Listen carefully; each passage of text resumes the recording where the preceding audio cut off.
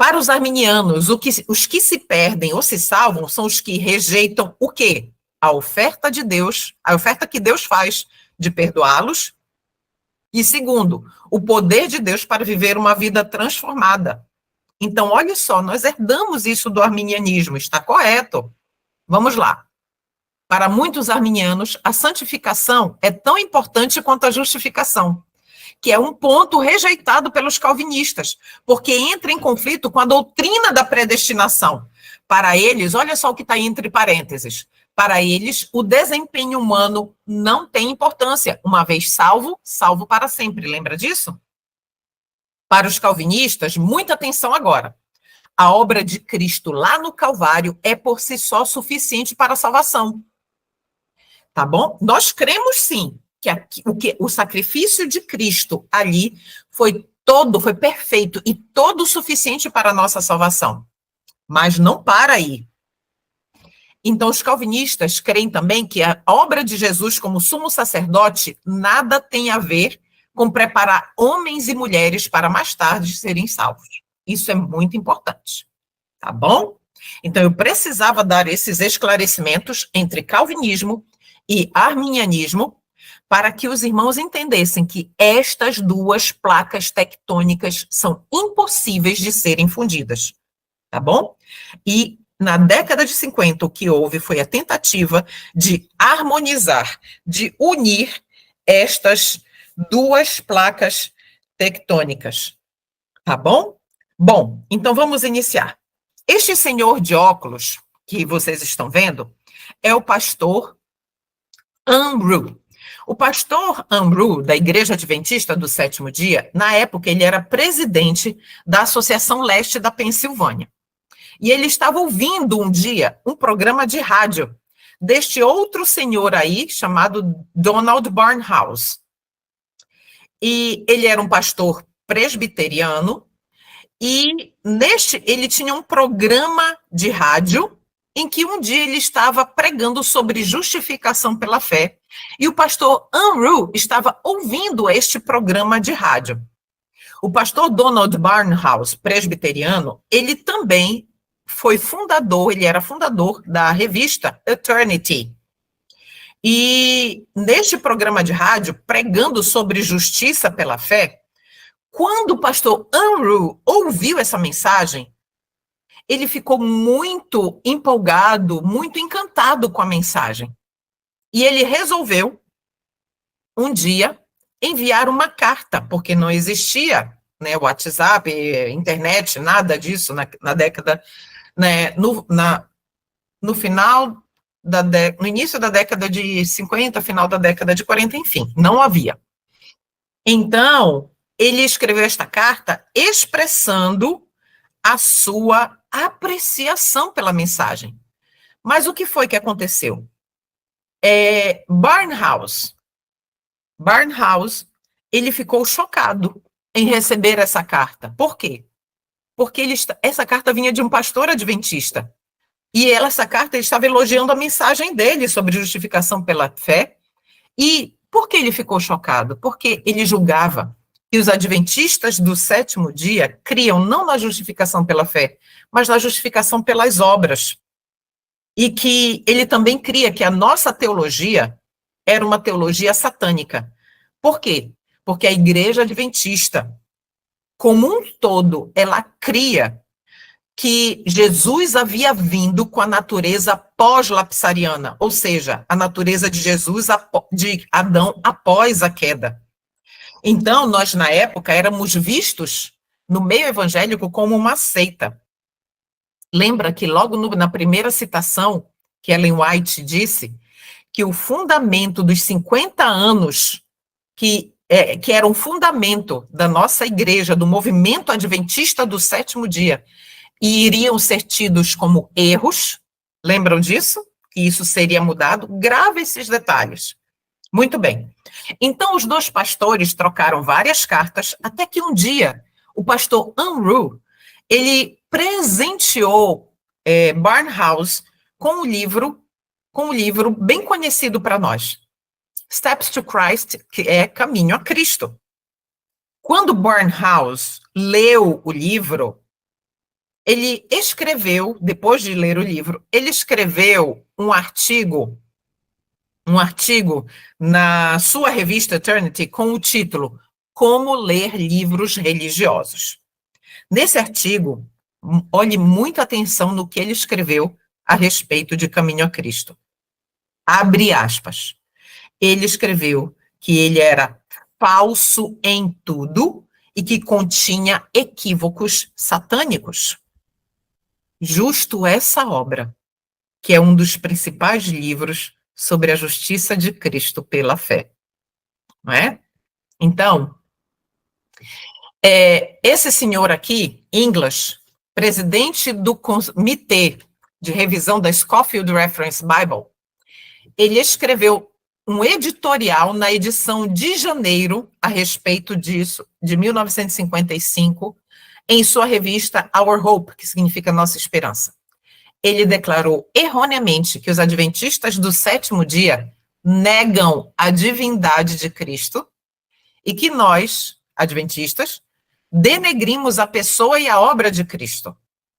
Ele também é um pastor, é um autor evangélico. Ele baseava essa expressão no fato de que alguns exemplares da nossa literatura usavam a expressão compartilhava nossa natureza pecaminosa e caída. Isso está no livro Desejado de Todas as Nações, inclusive. E essa expressão estava no livro Bible Readings for the Home Circle, que traduzido Estudos Bíblicos para o Lar. Nós mais adiante aqui na nossa palestra, nós vamos ver como estava disposto isso, que era um livro de estudos bíblicos da nossa igreja desde a década de 1914. E Ellen White ainda estava viva. Muito bem. Então, este senhor aqui, imediatamente quando leu esse artigo do English, né, ele imediatamente escreveu para English, argumentando que a antiquada nota de uma minoria em Bible Readings for the Home Circle, em favor de uma natureza pecaminosa e decaída de Cristo, fora expurgada anos antes por causa de seus erros e por novamente fornecer evidências incontroversas para sustentar essas declarações. Então, Leroy Froom, um pastor adventista, disse que tudo isso que ele falou lá já não existia mais, porque tinha sido expurgado das obras adventistas e que era um erro. Um pastor adventista. Muito bem. Então, subsequentemente, English reconheceu ter cometido erros nas colunas de Our Hope com relação aos adventistas, ao ele seguir argumentando que Cristo não compartilhava a natureza decaída e pecaminosa dos demais homens. Então, olha só. Froom, ao fazer isso, o que Froom argumentou? Que Jesus não era assim que a igreja cria. Que a igreja cria que Jesus não compartilhava a natureza decaída e pecaminosa dos demais homens. Ou seja, ele estava aqui afirmando para English que a igreja cria na natureza humana pré-lapsariana. Ao fazer isso, Froom lhe garantiu o seguinte: é exatamente o que nós igualmente cremos, igual aos evangélicos. E Froom colocou essa frase em nota de rodapé com um típico uso inadequado de comentários de Ellen White, supostamente apoiando este ponto de vista. Tudo bem? Então vamos lá. Então, meus irmãos, este senhor aqui chama-se Walter Martin. E ele era editor da revista do Barnhouse, a Eternity, lembra? E um dia, como editor, ali na sala, em uma das salas do editorial, ele encontrou nas gavetas, em umas gavetas, as cartas trocadas entre Barnhouse e o pastor Unruh, nas quais eles falavam sobre a justificação pela fé. E nessa época, o Walter Martin, também um pastor batista, ele estava escrevendo o seu livro O Surgimento das Seitas, aí, Rise of the Cults, O Surgimento das Seitas. E neste livro, que ainda não havia sido publicado, ele colocava 5 religiões que, na opinião dele, eram seitas. Entre elas estava a Igreja Adventista do Sétimo Dia. Então, o livro já estava pronto para ser publicado, mas ao ler as cartas entre Barnhouse e Unruh, ele ficou com dúvida, será que a Igreja Adventista do Sétimo Dia é realmente uma seita?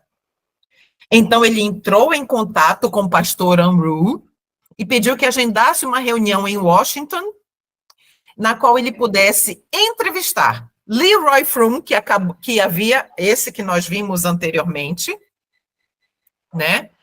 Leroy Froom, que afirmou para English que Jesus havia vindo, que os adventistas criam semelhantemente aos evangélicos, que Jesus havia vindo com a natureza de Adão antes da queda, pré-lapsariana, né? E outros líderes também, como preparação para o seu livro sobre seitas. Então, ele queria tirar essa dúvida.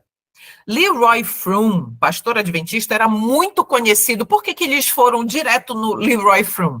Porque ele era um pastor muito conhecido no meio evangélico, porque ele havia escrito um livro, A Fé Profética dos Nossos Pais.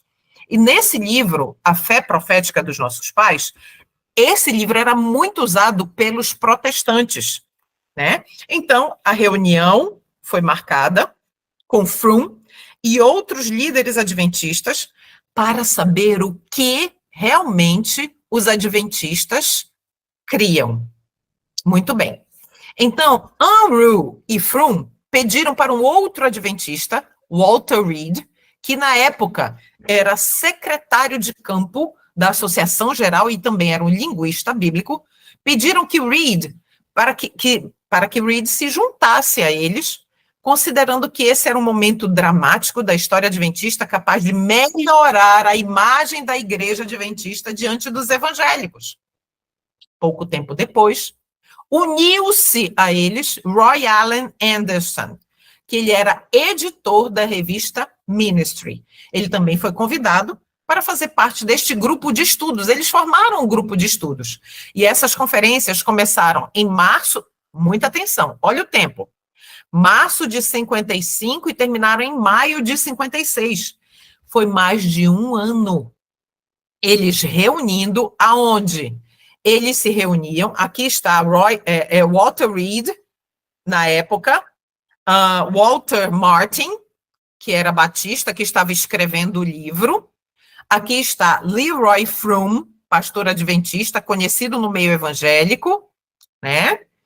E Roy Allen Anderson, que também fez parte, todos esses estavam se reunindo, juntamente com Barnhouse e Unruh, durante um ano. Aqui está a imagem da casa de Barnhouse.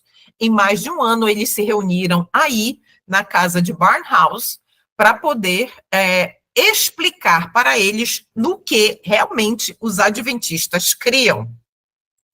Não era uma reunião formal, agendada em nenhum prédio da igreja organizada.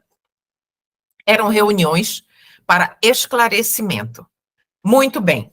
Foi então, meus queridos, que uma revelação surpreendente foi feita. Após esse 1 ano e alguns meses de reuniões, foi dito o seguinte: olhe só, embora dissesse tudo aquilo, Martin logo notou que o que estava ouvindo agora nessas reuniões era um quadro, abre aspas, totalmente diferente daquilo que ele tinha imaginado e esperado com relação aos adventistas do sétimo dia. Aquilo parecia negar muitos ensinamentos por ele atribuídos aos adventistas em razão de sua leitura da literatura adventista. Não se passaram muitas horas para Martin dizer aos adventistas que, abre aspas, palavras dele, de Walter Martin, vocês não são hereges como pensávamos, mas irmãos remidos em Cristo.